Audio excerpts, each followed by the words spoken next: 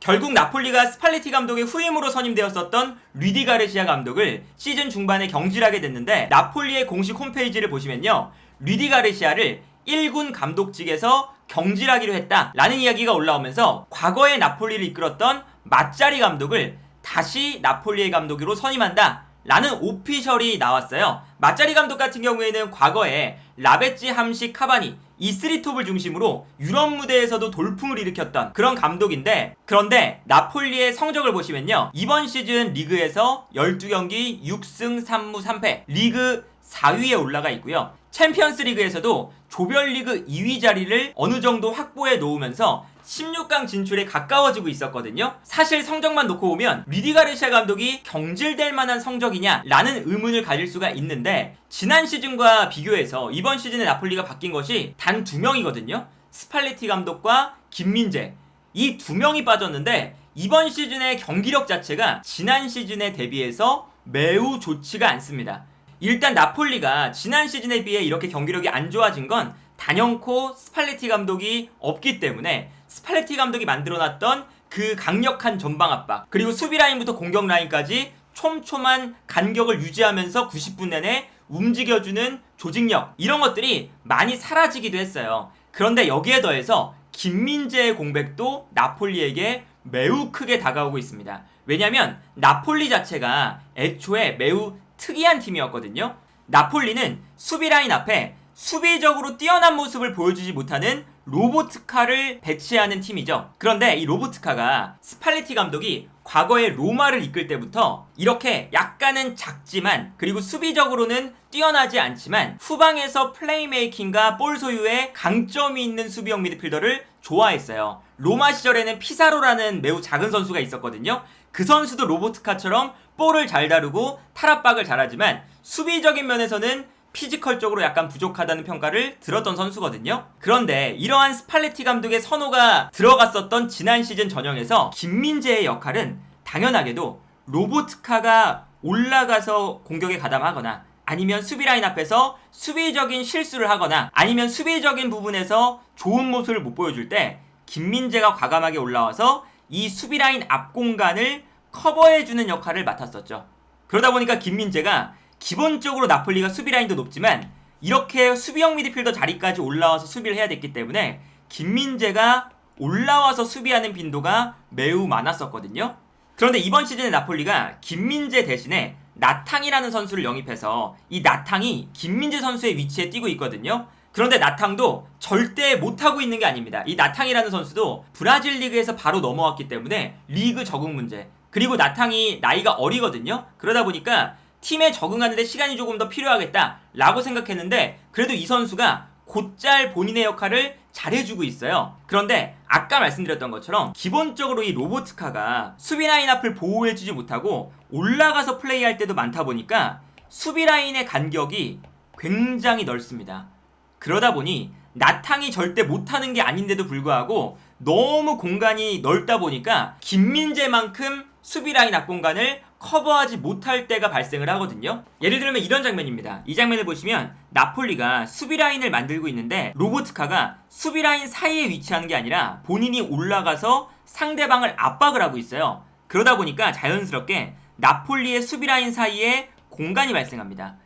그리고 상대팀은 이 수비 라인 사이로 패스를 보내주고 있거든요. 그런데 지난 시즌 같았으면 김민재가 왼쪽 중앙 수비 자리에 있다가 과감하게 올라와서 로보트카가 올라가 있을 때 비어있는 공간을 커버해줄 때가 많았었어요. 그러다 보니까 상대가 패스를 넣어줄 때 김민재가 올라와서 끊어버리는 장면이 많았었죠.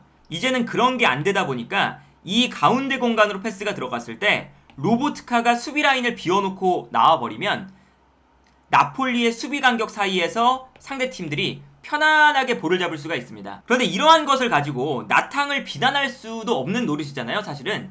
아무래도 나탕이 괜히 어설프게 올라갔다가 본인이 마크하는 선수를 놓칠 수도 있기 때문에 나탕이 올라가지 않았다고 해서 비판받을 수는 없는데, 아무래도 지난 시즌의 김민재는 수비 라인 앞에 로보트카가 공격적으로 올라가거나 자리를 비우고 떠나도 이 공간까지 김민재가 커버를 완벽하게 했기 때문에 어쩔 수 없이 약간 비교가 되고, 그리고 어쩔 수 없이 나폴리가 수비 라인이 지난 시즌보다 흔들린다는 평가를 받게 되는 거거든요.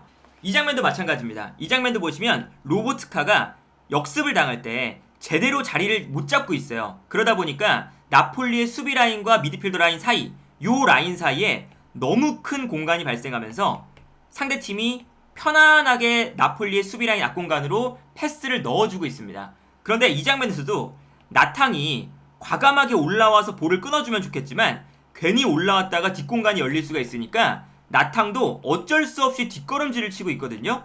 그러다 보니까 이 다음 장면을 보면 나폴리의 수비 라인과 미드필더 라인 사이의 거리가 너무나도 멀어지면서 편안하게 상대팀이 수비 라인 앞에서 공격을 전개하고 있는 걸 볼 수가 있죠. 그런데 여기서도 사실 김민재 같았으면 상대팀이 수비 라인 앞에서 볼을 잡기 전에 과감하게 올라와서 부딪혀주고 여기서 볼을 빼앗는 장면이 나왔겠죠. 그리고 김민재 선수 자리에 나탕이 아니라 지난 시즌 김민재 선수랑 같이 뛰었던 웨스티고르라던가 제주스가 나왔을 때는 더욱더 문제가 심각해집니다. 나폴리가 류디 가르시아 감독 체제에서도 수비 라인을 높이고 굉장히 과감하게 전방 압박을 시도를 했었거든요. 그러다 보니까 자연스럽게 상대팀 공격수가 뛰어 들어갈 때 상대팀 입장에서는 뒷공간으로 빠르게 패스를 붙여주고 수비수와 공격수의 경합 상황을 만들어줘요. 그런데 여기서 웨스티고르나 제주스가 나왔을 때는 이 1대1 경합 상황에서도 제대로 승리를 못합니다. 그러다 보니까 이 장면에서도 웨스티고르가 공격수에게 1대1 경합 상황에서 패배를 하고요. 여기서 로보트카가 수비라인 앞공간으로 제대로 복귀를 못하고 있으니까 상대팀이 여기서 볼을 잡았을 때 수비라인 앞에서 편안하게 패스를 주고받을 수가 있죠. 다음 장면을 보면 상대팀이 편안하게 공격을 전개하면서 나폴리의 수비라인 앞에서 공격을 전개하고 있는 걸 볼 수가 있거든요. 그리고 여기에 대해서 어떤 것도 있냐면 로보트카가 수비적인 가담에 부족한 선수임에 더해서 왼쪽에 있는 마리오 후이도 지난 시즌 나폴리의 경기를 보신 분들은 아시겠지만 사실상 마리오 후이가 올라가거나 아니면 약간 안쪽으로 들어오면서 왼쪽 라인에서 플레이메이커의 역할을 했어요.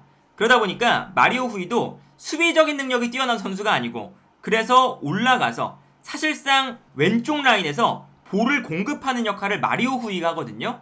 공격 상황에서 굉장히 중요한 선수인데 마리오 후이가 이렇게 공격 상황에서 중요한 역할을 하니까 당연하게도 왼쪽 라인도 커버를 해야 되는 상황이 나옵니다. 그렇다면 나탕 입장에서는 수비 라인 앞 공간도 커버할 뿐더러 마리오 후이가 올라간 왼쪽 공간도 커버를 해야 돼요. 그리고 여기에 더해서 디로렌초도 약간 인버티드 풀백처럼 올라가긴 하지만 이 선수도 풀백이니까 약간 올라갈 때 라흐마니가 워낙에 빌드업에 좋은 선수이기 때문에 라흐마니도 약간 올라가서 플레이할 때가 있어요. 그러다 보니까 나탕이 지난 시즌에 김민재의 역할을 맡게 되면서 로보트카가 올라간 앞공간, 마리오 후이가 올라간 왼쪽 공간, 그리고 라흐마니가 올라간 오른쪽 공간까지 어느 정도 커버를 해야 되는 장면이 나오게 됩니다.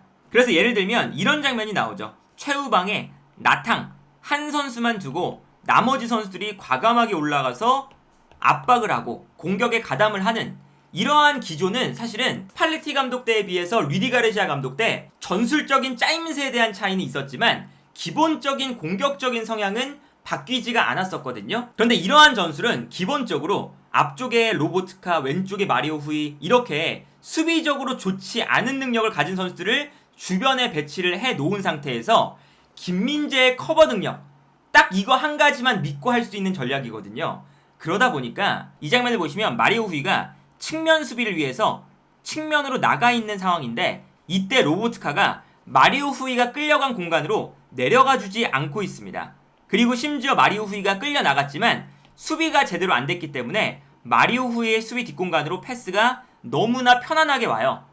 그런데 여기서 나탕이 이 공간으로 뛰어 들어가면 아무래도 본인의 위치를 벗어나는 것이다 보니까 뒤에 공간이 생길 수밖에 없습니다.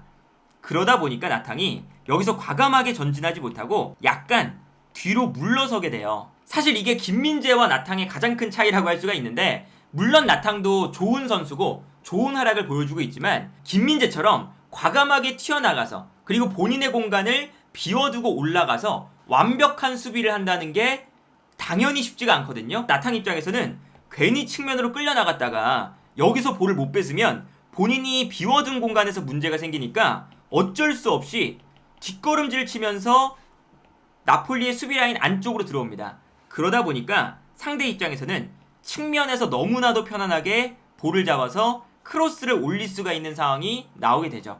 그래서 물론 나폴리가 지난 시즌에 비해 이번 시즌의 경기력이 좋지 않은 게 절대적으로 김민재의 공백이다 이렇게 말할 수는 없겠지만, 그리고 당연히 스팔레티 감독의 공백도 매우 크지만, 일단 나폴리 자체가 스팔레티 감독 밑에서 굉장히 특수한 팀이었기 때문에 수비 라인 앞에 수비적인 능력이 부족한 로보트카를 배치하고, 왼쪽 풀백 자리에도 수비적인 능력이 부족하지만 올라가서 플레이메이킹을 할 수가 있는 마리오 후이를 배치하고, 심지어 라흐마니도 약간 올라가서 빌드업에 가담하고, 이렇게 약간 나폴리 자체가 독특한 팀이었고, 그리고 그 독특한 팀 내에서 김민재의 커버 능력이 어마어마한 영향력을 미치고 있었기 때문에 이번 시즌에 르디 가르시아 감독이 스팔레티 감독의 전술적인 능력은 따라잡지 못하면서 스팔레티 감독과 비슷한 수준의 공격적인 퍼포먼스를 내고 싶어 하니까 여기서 문제가 많이 생겼었고요. 그러다 보니까 물론 마짜리 감독이 다시금 나폴리에 와서